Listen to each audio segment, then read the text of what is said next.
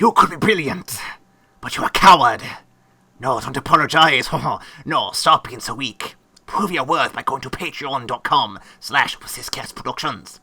For less than the cost of breaking your feet and dancing your troubles away, you can support our show.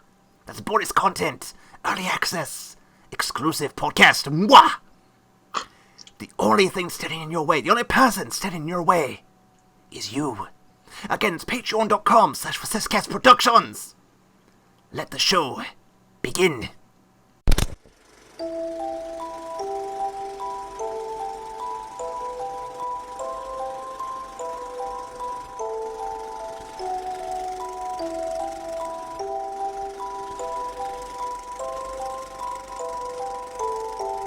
The curtain rises, and our stars take the stage. Dancing in from the left, Ryan McIntyre. Butcher that name. As our Black Swan. So graceful, so imprecise, but so skillful. On stage right, we have AJ Sayers as a privileged swan. It doesn't matter to him if he's off rhythm, if he's not wearing pants. That's part of his privilege. Welcome to the After Credits Cast, the only film podcast communicated to you through interpretive dance. Since you can't see it, we're still going to talk, do our best to tell you what's happening. I'm standing on my tippy toes right now, guys. Please believe. He broke all his toes to make it happen. Yep. It hurts. Fucking hurts, man. It's real bad. I have some exciting news, Ryan. Exciting news. We are on several platforms of choice here, including Patreon, YouTube, Peepa, Apple Podcasts, Google Play, Stitcher, TuneIn, Podcast Addict, and iHeartRadio. Hey! For those listening, you already know this. For those of us recording, I just got the email today. So yeah, we are now on another platform, and it's a very popular one, actually. So if you have not heard us there, we're there now. Check it out. It's good stuff. And we're also on other platforms, too. You Google us, you'll find us. I don't know them all because I just don't. I don't have a catalog for that. Ryan, how are you doing today? I'm doing pretty good, and I am glad to talk about this movie. I'm really excited. Yeah, I remember. We were talking about the Thor movies, or Star Wars, one of the two, where Natalie Portman was in it, and you're like, oh no, she's not a good actress. She's just some hoe. I'm kidding, you didn't say I didn't say all that, but... But no, so we went to watch, I talked about this one, like, oh, she won an Oscar for this one, and you're like, okay, I'll check it out. So this is actually my first time seeing this. But I'd heard so many good things about it that I was itching to watch this at some point, and here I am. I had the excuse. We're here. Let's do this. I'm definitely excited to hear your take on it. I'm excited too to expound my take on it. I'm excited to hear my take on it too. Returning to our ladies of film, we have 2010's Black Swan, directed by Darren Aronofsky and written by Mark Heyman, Andres Hines, and John J. McLaughlin. I can pronounce that one. This film is going to gross a worldwide total of $329 million. Ryan, it may surprise you to know, that is 25 times what it cost. It does not surprise me at all. Like, this movie, the quality of this movie comes from the skill of its filmmaking, not from super big budgets and whatnot. So I have no problem believing that it made a ridiculous return on its investment. Just when we get to the fun facts, there's some fun facts there that you guys will get to hear that dive into that a little more. The cast includes, of course, I wrote cost. The cast includes Sebastian Stan, Toby Hemingway, Benjamin Millipede. I don't know if that's how you pronounce that one. It's how it looks, though, so I'm going with it. Winona Ryder, Barbara Hershey, Vincent Cassel, Mila Kunis, and our galactic senator turned dancer, Natalie Portman. See, this is what happens after you complete your 3 terms. You get to be a dancer. Yep. She retired from the Senate and decided to pursue her passion of dance. Turns out she's really fucking good at it. Well, listen, guys, when you've done the Senate long enough, and when you have an upheaval of a empire, basically, what else are you going to do? You might as well just dance your troubles away. There are nearly 100 awards under the belt for this movie. These include Best Leading Actress to Natalie Portman, no surprise, from the Academy Awards, the Golden Globes, the BAFTA Awards, the SAG Awards, Saturn Awards, Golden Derby, Golden Schmoes, Scream Awards, and several Critic Choice and Journalist Awards. These also include Best Foreign Film from the Academy of Argentina and the Blue Ribbon Awards, Best Supporting Actress from the Saturn Awards, the AFI Movie of the Year, a Golden Schmo for Best Horror Movie of that year, and 2 more Scream Awards for Best Director and Best Supporting Actress. I'm not sure I would say this was a horror movie, but I mean, props. Still props. I would say it's within the realm of horror. I don't think it's straight up horror, but thriller maybe. Thriller maybe. Psychological for sure. Yeah, those are the awards. Ryan, I believe you got some fun facts. We do indeed. Aronofsky told journalist Kim Masters in a radio interview that Natalie Portman not only trained for a year as a dancer to prepare for the role, but paid for the training out of her own pocket until the film found investors. Aronofsky attributed the film's getting made at all to Portman's dedication and enthusiasm. I'm sure as soon as she read the script, she said, "We absolutely have to do this movie." So, no surprise there. I want to see her and Keanu Reeves in a movie because they both seem like they give everything they've got to a movie if they really believe in it. Yeah, I could see that. That would be very interesting. That would be a very interesting dichotomy there. Next up, Natalie revealed the director would subtly try to pit her and Mila Kunis against each other during filming in an attempt to increase the on-screen tension between their characters. Now, this included keeping the 2 actresses separated during filming and sending each of them intimidating text message about the other's performance during that day. However, according to Kunis, this backfired because they were already good friends before filming. Whenever they would get wind that the other one was doing really well, they would respond in a congratulatory spirit, not rivalry. Women not being catty. This is wonderful. I love it. I can appreciate it. Next up, Portman actually met her future husband, choreographer Benjamin Millepied, on the set of this film. Portman herself pointed out the irony that his character in the film scoffs when asked if he'd have sex with Nina, and joked that obviously he was a good actor. It's like, obviously, I'm lying my ass off here. But yeah. Last but not least, the budget on this film was so tight when Portman had a rib dislocated during a lift and called the producer for help, she was told that the production could not afford a medic. Portman stated that if they needed to cut items from the budget, they could take away her trailer to hire a medic so that, medical attention could be had. Her trailer was gone the next day. Now, Portman also had to receive physical therapy during filming, and one of her sessions was incorporated into the final cut. Millepied brought in Michelle Rodriguez-Noel, an actual physical therapist, and the director told Portman to stay in character during the appointment. Now, subsequent dance sequences were filmed by having Portman lifted from her armpits rather than her sides to avoid repeating the injury. It took Portman 6 weeks to fully recover. Again, dedication. That's some good shit. Dedication and a tight-ass budget. Oh my god. But there's something to be said. Again, we've talked about this with Halloween. We've talked about it with this. We've talked about it with a lot of really low-budget films.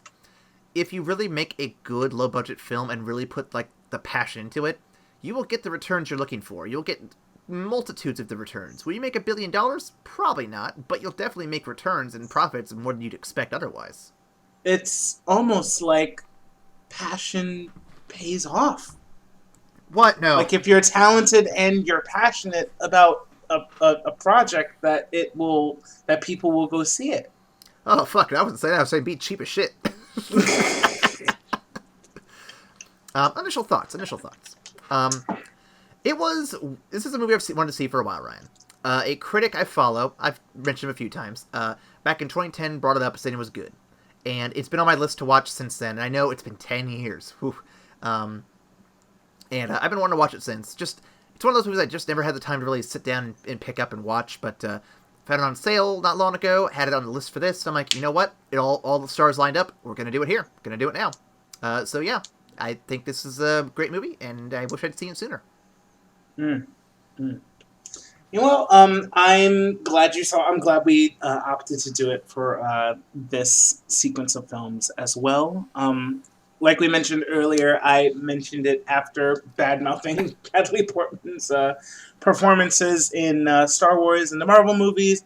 But I mean, this completely turned me around. I think this was a fantastic movie. Darren Aronofsky is one of the most powerful filmmakers I have ever seen.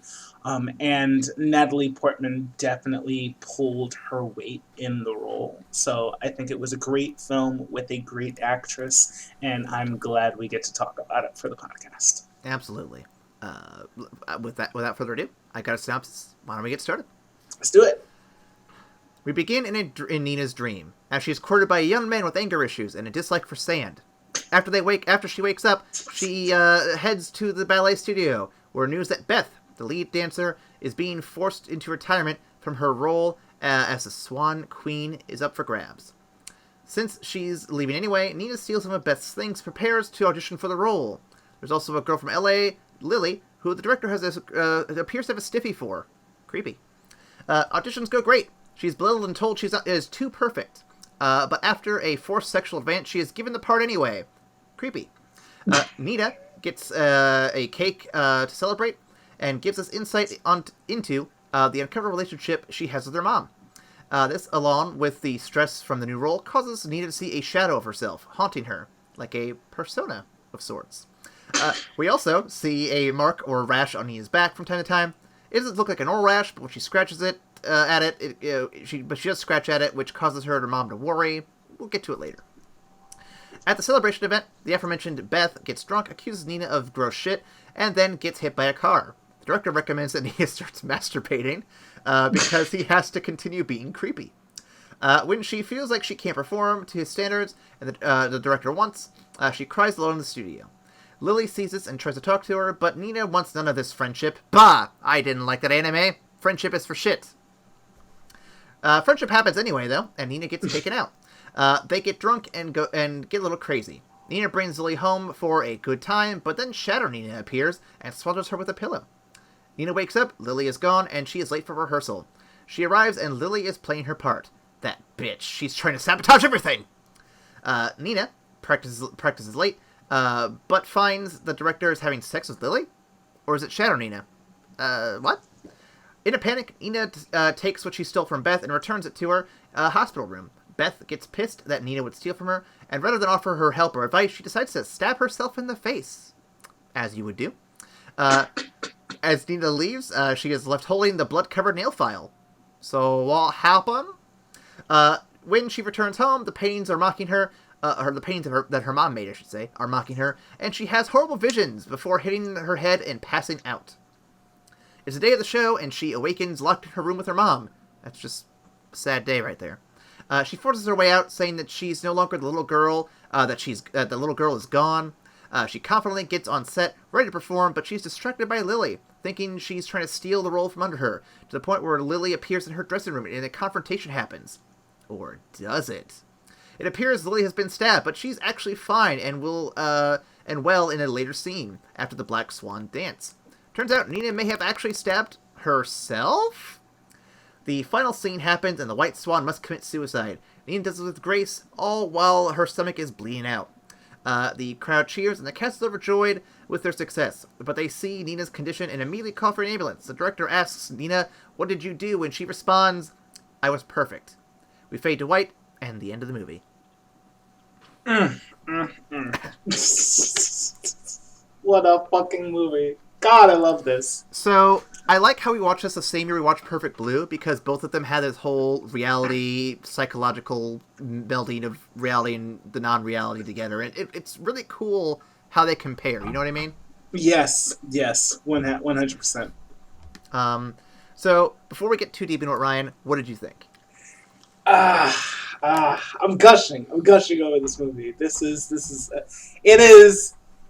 It's a hard movie. It's a movie that's difficult to watch at times, but the overall composition, the amazing filmography, like that's and the screen work, everything that's done, the filmmaking of this movie is so goddamn on point. Everything has a metaphorical meaning to it. You can read into this movie in like 8 different ways. It always keeps you engaged, and it keeps you trying to figure out what's real, what's not. What does this scene mean? Why are we mostly only seeing Nina in mirrors? What does that mean? It's just, it constantly has you firing on all cylinders, so you can never really relax in the movie. But it's good. It keeps you engaged with it. So this was fantastic for me. Well, yeah, it's that tension building that horror movies do. Like they said, it's a horror. It has elements of a horror movie in there. Whether I can agree with elements of a horror movie. I can see that. I mean, obviously we don't have a booger man in here or anything, but you know, no, I think it's obviously very solid. Like I compare it to Perfect Blue, a movie we gave a platinum to. I mean, obviously this is of a caliber in that area because it hits a lot of the high notes like that one did. I'd say different high notes for sure, but very similar all the same. Speaking of which, Ryan, how are you able to discern what was real and what wasn't in this film? So that's a really big question.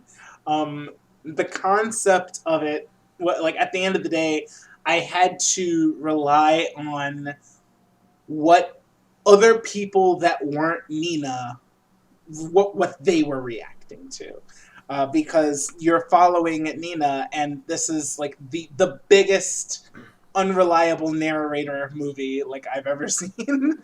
So you constantly have to catch it, and it was only at the very end when everybody else reacts to her bleeding, it's just like, oh shit, she did actually stab herself. Well, there we go.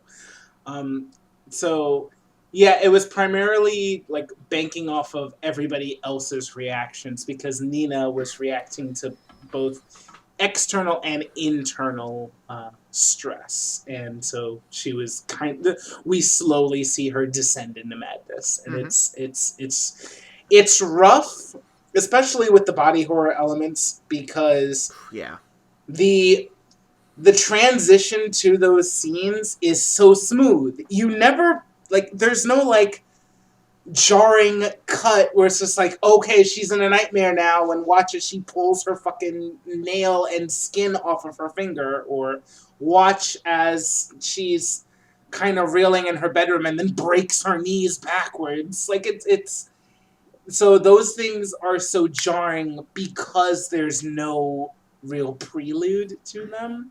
So it's, I don't know. Well, yeah, it's rough. There's no build up to the tension. It's just tense all the time. Yeah.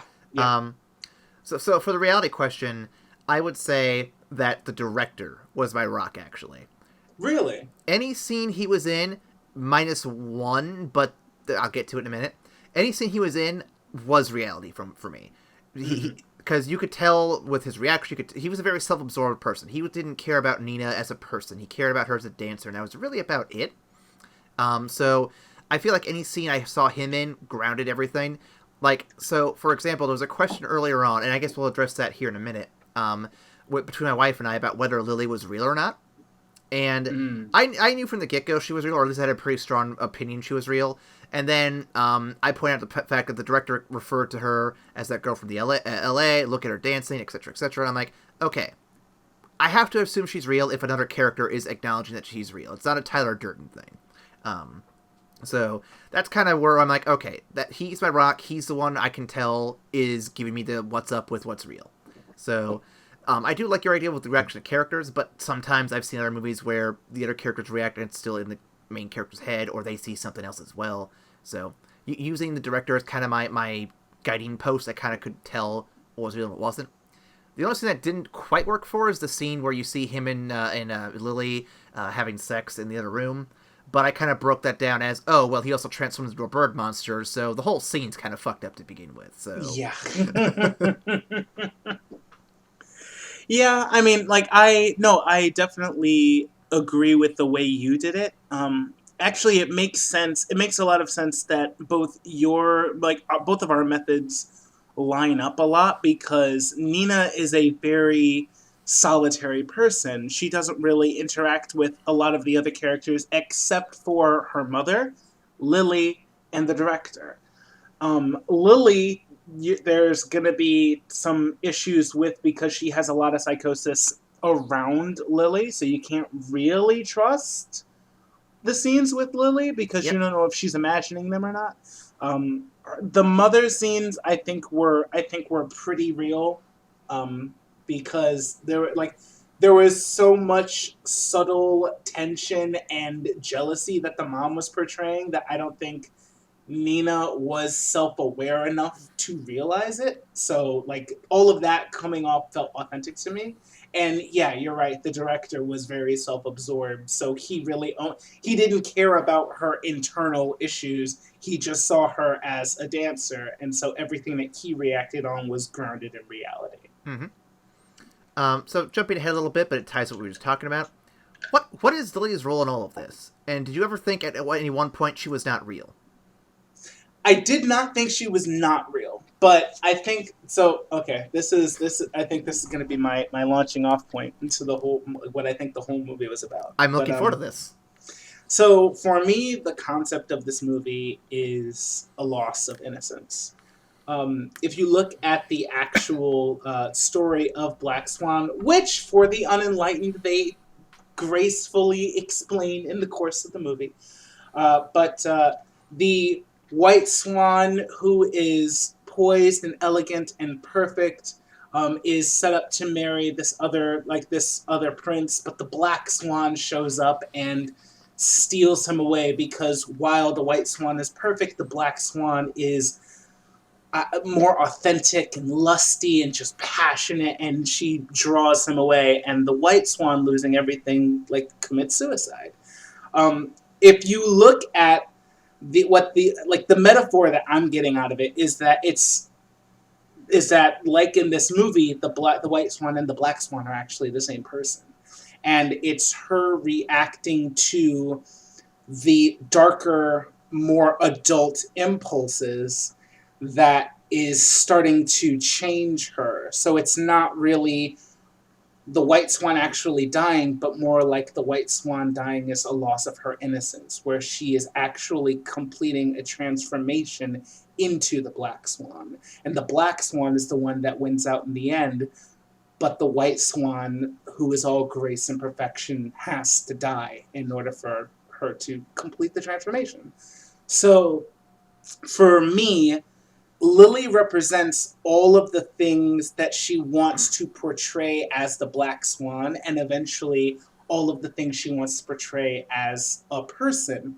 Because in order to get this role of the Black Swan, who is supposed to be better than perfect, even though she has the White Swan down pat, she has to let go and to not perform authenticity, but rather be authentic and be imperfect, but also be authentic, and thus reaching her own pinnacle of perfection.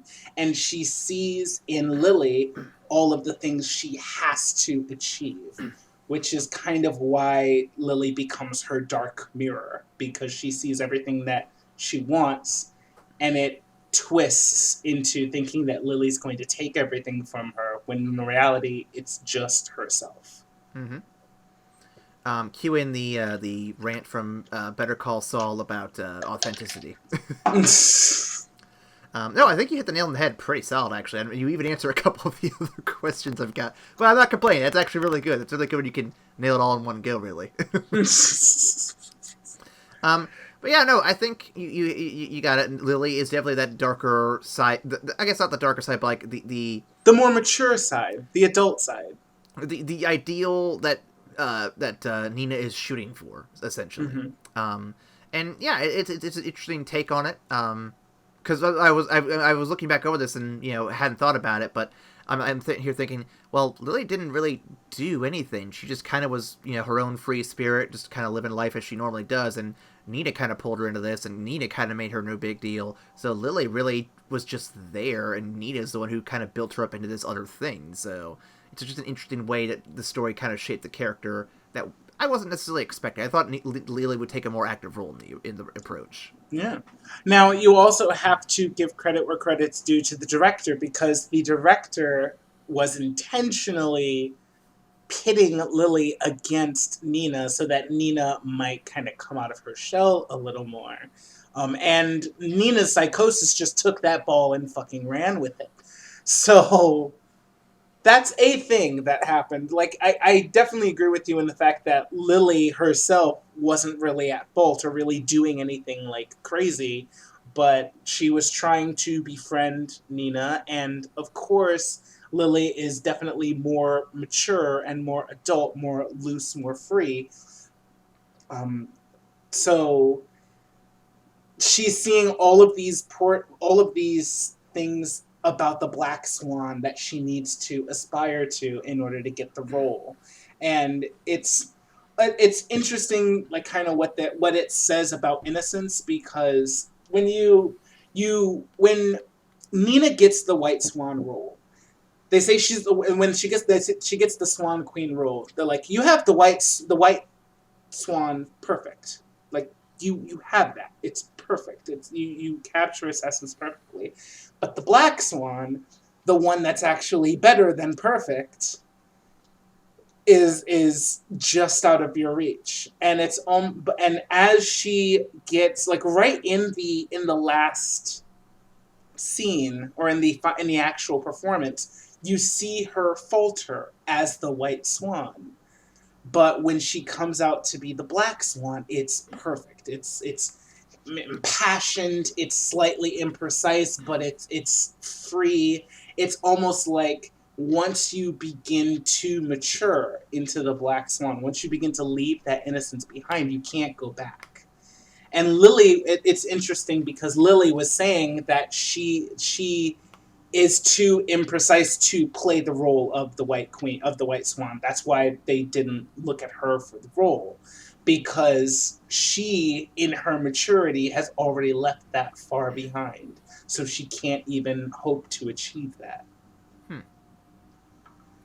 Now, I guess this is not on my list of questions here, but as a uninformed person when it comes to these types of productions, basically the Black Swan in particular, or the Swan Lake in particular, Ryan, why wouldn't you cast two different people for the role? I get that his take was trying to go for the whole they're identical and everything, and so you want to sell it more with the same person. But if you have two equally talented dancers who could both play each of the individual parts better than the other, why not just do it that way? I think in less crazy settings, you probably would. I think in less crazy settings, you probably would. The concept that they're going for is that the two swans are twins. And so it's like, oh, she's like, the White Swan's husband is taken by her jealous sister, and, like, she goes off. But by having the role portrayed by the same person, the metaphor that it's actually her versus herself is really driven home. So I think, I have not personally seen a production of Swan Lake. This is my first interaction with it, but I like what they're going for with that, and it drives the metaphor of the whole movie home for me. It's a really layered film. I mean, considering the fact that the director of the movie and the director within the movie both pit the actresses against one another, the layers of the meanings behind the characters and how they match up to the characters they're playing. It's shows within a shows, or I guess productions and shows within the shows and movies, like this Inception level shit. It's interesting how it all plays out in the end. You know what I mean? Yeah. I mean, this is like I said before, Darren Aronofsky is an amazing filmmaker. I mean, this is the guy that did Requiem for a Dream. I will never watch Requiem for a Dream again, but this is the guy who did that, and it's a powerful movie for a reason. He also did The Fountain. He also did Noah. He also did Pi. He even did The Wrestler, which is really blowing my mind. But, like, this guy knows his shit, and he knows how to create layers upon layers upon layers with his storytelling, and knows how to use the he knows how to use the medium to its fullest effects. So I came in here expecting a lot out of it, and I got a lot out of it. Well, tune in 2021 when we do an Aronofsky season with the headlining of Requiem for a Dream. No! No! I can't! Ryan, did you think Natalie Portman believably portrayed two different characters in this film? Herself and the whole Shadow Nina thing? I think so. I very much think so. I wouldn't say that it's two different characters, but I would say that the role of Nina, she made it so deep and complex that it felt like there were two different roles. It felt like there were two different roles, but at the same time, it always felt like her. Especially towards the end of the movie, where you're really nearing that transition point, you start seeing Nina doing like the craziest shit that she's ever done, and like the speaking out against her mom, and like the going out and drinking and doing drugs and all this stuff. You start seeing more of the similarities with her and this shadow Nina that she's seeing. So it was all like the common thread, because she really completes the transition from white to black during that performance. So I think she does a really good job of kind of portraying two extremes and then ending up right in the middle where you can see where they all were connected. Do you think she actually killed Beth, or do you think that was all in her head? I think it was all in her head. I think that was all in her head. So then where'd the blood in the nail file come from? I don't know! That's the one thing that we don't get confirmation on. It's just like, I don't know. I don't know. I have no idea. And like, it would add nothing to the film, but I do want to know if Beth survived a bit. Just for my own benefit. That's all it is. I have a feeling that Beth survived and that she kind of hallucinated that whole thing. But it's interesting because you see Beth as kind of the aftermath of the path that Nina is on. Someone who devoted themselves to perfection, and when it was finally out of their grasp, she could do nothing but start to self-destruct because there was nothing in her life anymore. You see how Nina begins the film by like stealing her shit, and when she goes to return it, and she sees Beth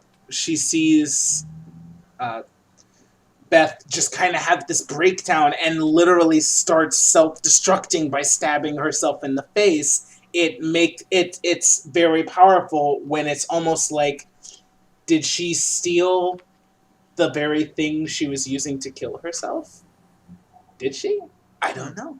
So it like more layers to talk about, because she's so keen on following the same path that Beth did that she's even willing to steal her stuff. So even when she's confronted with the end results of the path, is she still so committed that she would even steal the thing that she was using to kill herself?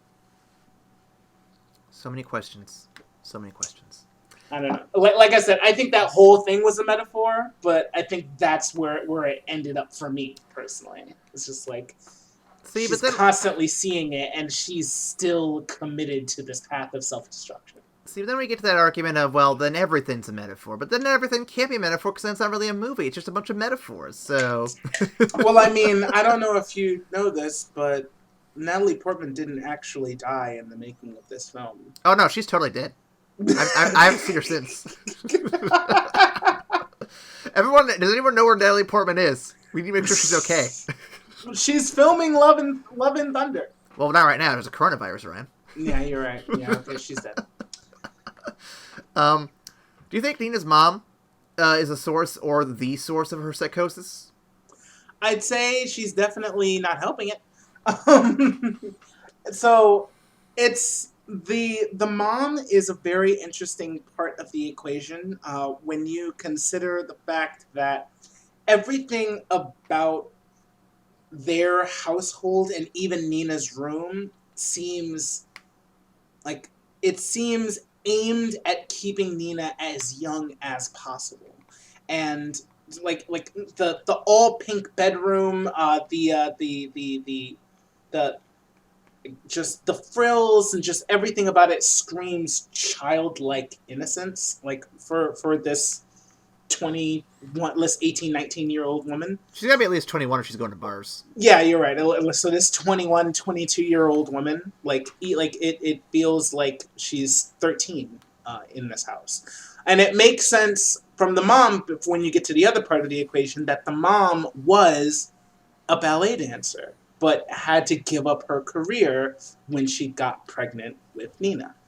So there's a part of her that's trying to keep the environment as friendly for her so that she can have a great career as a ballerina, but it's also tailor-made to keep her from growing up, to keep her from maturing, and to keep her as young as possible for as long as possible. When you see the controlling environment that the mom creates, and the subtle ways that she's is inadvertently sabotaging her daughter, like with the cake, and then throwing a hissy fit when Nina doesn't want the cake because she's a fucking ballet dancer and she's gotta. Yeah, why would you buy a cake for someone who is like a gymnast or a dancer when you know full well that that is something they should not have in their regular diet? Yeah, because it's tailor made to make her feel like shit. Like it's just another subtle power play. So I don't think she's the source of it, but I think the source of the psychosis is and will always be Nina. But I do believe that the mom's bullshit is 100% not helping. Well, okay, so I think we're mixing up the terminology of source here. So I'm not saying like the mom injected her with psychosis or anything.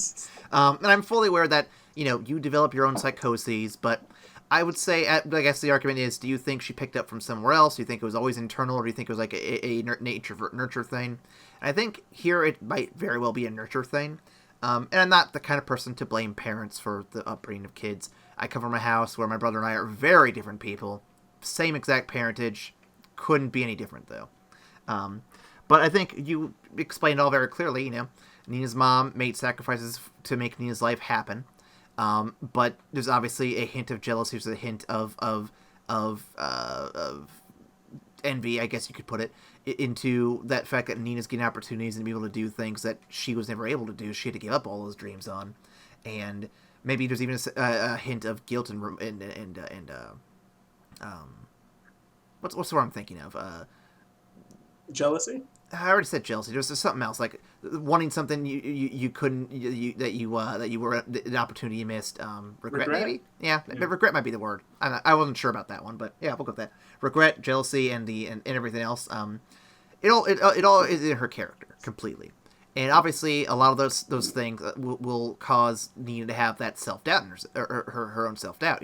Is she living up to her mom's dream? Is she living up to her own dream? Is she able to be this little girl that her mom dressed her up to be? And the fact that we're also keeping her in this childlike mental state for a while, or this childlike environment for a while, definitely is not helping her grow up and mature and become the person she should be. I definitely feel like the mom is probably the largest contributor in setting up Nina to the mental state she's in. I think Nina then pushes herself over the edge for sure, but I think her mom definitely made the road that got her there. I partially agree. I mean, so I think the determination and the single-minded focus and the almost addiction to the craft comes from Nina, I think, because you don't have the mom over her shoulder every single day, No like while helicopter she parenting. like while she's like practicing for 10 hours and like breaking her feet in the midst of doing it. So I think that drive to be a perfect dancer comes from Nina.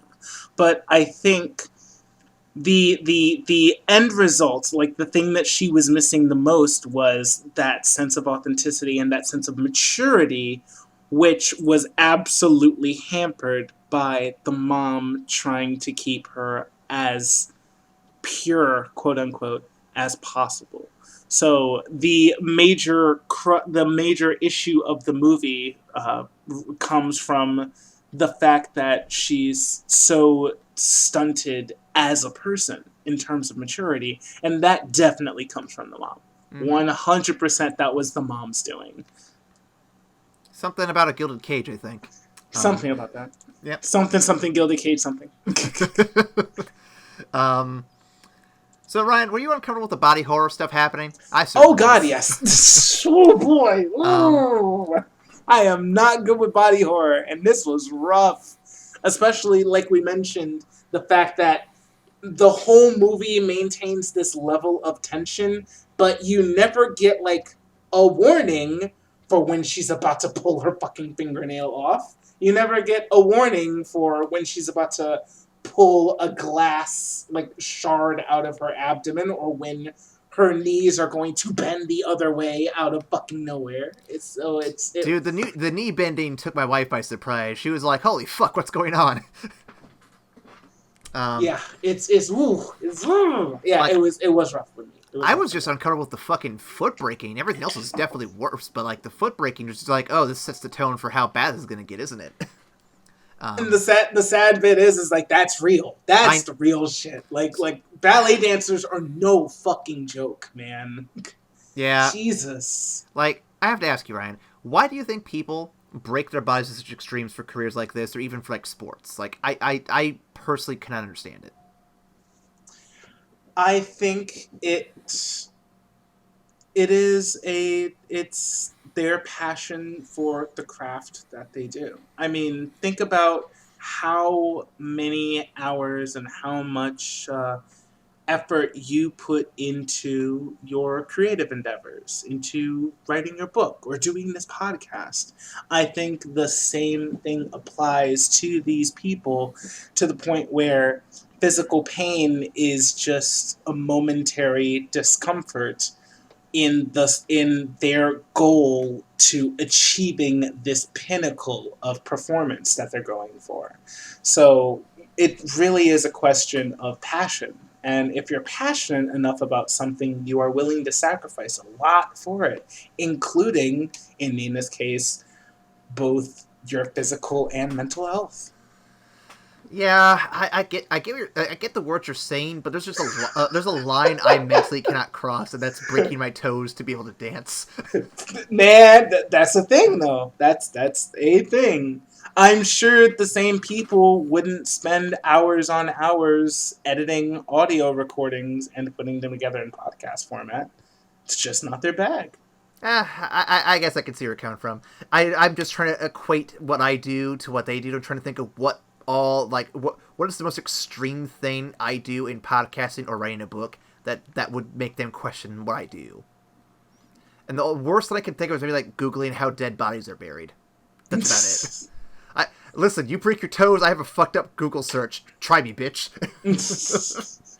I mean, I think it also comes to like how single-minded you are in your passion. Like you have your creative endeavors, and as much as you love them, there are other things in your life that are important that also require time. You know, you have a wife, you have a home to upkeep, you have a job, you have a what? A wife? What?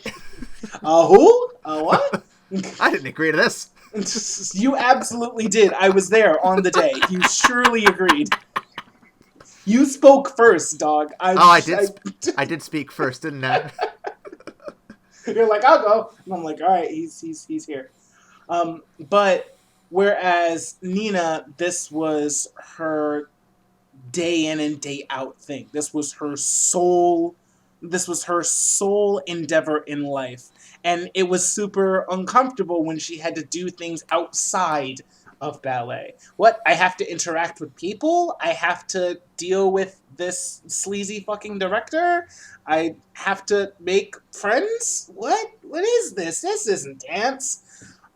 So you can see in that way how you and I wouldn't necessarily go to the extremes of breaking our fucking toes and all of those things, but we also have more well-rounded lives than Nina. So I think there's a trade-off to be had there. Indeed. I'm going to jump to the last question because I think we covered about everything else. What does this movie seem to say about female sexuality and or female empowerment? The running theme of the season, of course. I have something I want to throw out there if I can. Go ahead, please. I've been talking forever. I know. I know. Thanks. No, not that. But I mean, I opened the floor for you. I let you have at it. You know, I kind of sit back and just see where things go. So, for this one, I have been thinking about this one, and there's a common belief among women in the world that you have to be perfect to be successful. And I don't mean like, oh, you have to be really good. No. You have to be perfect to be successful. You want to have that high-paying job, you got to do it. But you still have to be a mom and a wife and the cook and a cleaner and all these other things and put everything else aside for your success. You as a person don't matter anymore. You have to be successful and do all the things. That is what modern society has basically kind of pushed into the mental space of women everywhere. Amanda and I had this discussion like 10 minutes ago, really. And so Nina embodies that almost to a T. She has to be perfect, essentially. Like, not the whole, like, you know, mother-wife thing. But, like, she is pushing herself to extremes to be perfect. And on top of that, too, there's another layer of it where women are often pitted against each other. Fairly? Unfairly? Probably unfairly, but they're pitted against each other in a lot of situations. Sometimes by their own choosing, sometimes by others. And a lot of times when they choose to do it themselves, they can get very vicious about it, to a point where it's almost self-destructive. And I think the rivalry Nina makes out of her and Lily embodies that to a T. I like that. I would take that a step further when you consider the fact that the rivalry between Nina and Lily is almost entirely in Nina's head, and the person that is really being pitted against her is herself. Mm-hmm. So it goes on to like an even deeper level when you say like the drive to pit women against each other is really just a drive to have women destroy themselves out of this ideal of even exceeding perfection. Because when you have Nina, who they literally call a perfect dancer and then tell her perfection is not good enough. You have to do more. You have to go beyond what you're doing right now. You also have to be authentic. You also have to be sexy. You also have to do this, that, and the other. You also have to sleep with the gross director.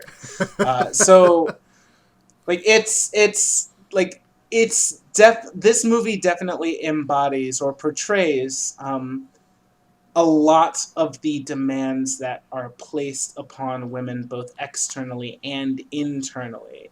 And I think ultimately it comes, or at least in this movie's instance, ultimately the problem comes from Nina not really knowing herself, or at least like trying to discover herself in a rush. And like all of these things that have been suppressed in the name of perfection, in the name of making your mother happy, in the name of being this perfect dancer, all of that stuff that should have been a part of her from the beginning, rushed out at the very end, and the overload of that killed her ultimately. I would argue. I think we're both saying the same thing. We're both on the same page here, but I would argue that yes, the mental the getting over your own weaknesses or understanding your own weaknesses, I guess you brought up, your own limitations, should apply also to women everywhere. Because like we said earlier, they pit themselves against each other, they have this desire to be perfect, but I think everyone, but women in this situation in particular, need to realize that they're not perfect. No one's perfect, and they shouldn't have to push themselves to such extremes. They need to acknowledge their shortcomings and weaknesses. I think everyone does, but those who are striving for this insane level of perfection need to step back and realize that, hey, I can't be 100% of the time. Sometimes I'm only going to be a 70. Sometimes I'm only going to be a 40. But I will eventually round out to being 100 throughout the whole time, so to speak. To put it in a more comical and sacrilegious way, at dinner today, I even said, what's the deal with being perfect? Nobody's perfect. No one ever can be perfect. I mean, look at Jesus. Everyone says he was perfect, but you know what? What's so great about him? He died. He can't be perfect. Well, to be fair, he was killed, but there's that. If you're perfect, you can't be killed, Ryan. That's fair. That's a fair argument. With that sacrilegious bullshit out of the way, let's talk about the mailbag. If you want to send us your hate mail about why I said the things I said, you can definitely leave comments down below. You can also reach out to us on Tumblr, Twitter, or Facebook. Tell us, do you think you're perfect? Why or why not? And what are we missing from this movie that we covered a lot, but we might have missed some stuff too. We most certainly did. So if there's something that we missed that you want to talk about, let us know. Please, I really want to talk about this movie, y'all. I really want to talk about this movie. It's really good. It's really good. And of course, you can email us. Ryan, what is that email? That email is, I'm never doing a podcast on Requiem for a Dream. You can't pay me enough money to... Excuse me. That is evacstation@gmail.com. And you also have a Patreon you can go to for $1,000 a month. If we ever reach that goal, guys, $1,000 a month, we will do Requiem for a Dream. Fuck me, man. Rage. Fine. Ryan, will you turn down $1,000 a month? I would not turn down $1,000 a month. If you get us there, I can relive my trauma. I have seen Requiem for a Dream, or at least parts of it. I stumbled upon it when I was 12 years old, and it was not great. That explains everything. That explains Ryan's trauma right now. It was not great. I was far too young for that movie, and it scarred me. But yeah, if we get $1,000, I'll relive that trauma. Sure. After credits cast, reliving traumas for $1,000 a month. Yep. Well, we'll go on to reviewing the film, where we rank the movie from platinum to shit and all the colors in between. Ryan, where would you rank this movie? I'm going to give this a platinum. I'm going to give this a platinum because of the depths and the layers of the storytelling, the masterful cinematography on display, the masterful acting, not just by Natalie Portman, but by everybody involved. It comes together to tell a movie that you can watch 5 different times and catch 5 different things every time you see it. I strongly recommend anybody to see this. It's no wonder it got all of the fucking awards. This is one that the Oscars actually got right. Go see this shit. Likewise, I will be giving this some high praise. Ryan, I subscribe to the school of Shrek films. What that means is that the movies have to stink. Well, no. The movies have to make you cry.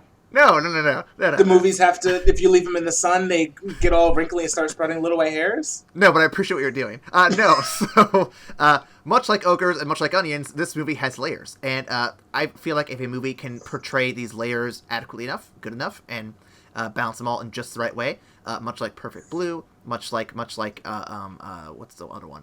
Sixth Sense, much like, I'm trying to think of another one we've given high praise to. Even like Ghibli. What? Grave of the Fireflies. Grave of the Fireflies? There's a lot of them. There's a lot of movies that are very dense and layered, and they're short and sweet and to the point as well. And this movie hits those marks on the head. And, I mean, you listen to me compared to those other films, this is going to be a platinum. didn't expect that going into this, and here I am now saying Black Swan of 2010 is a platinum, and you should go check it out, because it does a lot that's really good. I'm so glad you like this movie. I when I watched this, I was like, you need to see this. This is really good. Indeed, indeed. This has turned out to be a very solid season of film so far. I mean, we've only done this and Kill Bill and I guess Harley Quinn, but it's been a solid season of film so far. Definitely. You picked some fantastic movies, sir. Kudos. I tip my hat. Yep. There's one in particular I'm looking forward to, and then there's one that's coming out this year, and if it doesn't get delayed, I'm looking forward to that too. I mean, it might go straight to on-demand release. If it does that, it'll be on Disney. It'll be on DC Online, and I don't have that, so it'll force my hand to give Warner Brothers money that I don't want them to have. We'll go ahead. We'll save our free trial to the DC streaming just for that. Ooh, you're right. There is a free trial for it. I might have to do that. Okay. Yeah. Here's hoping Black Widow gets that same treatment if this continues. So. Thank you for listening. We got a little sidetrack there. Tune in next week. I think if the schedule holds out, it'll be Monster, Charlize Theron's film, which should be interesting. Until then, we'll see you after the credits. Bye.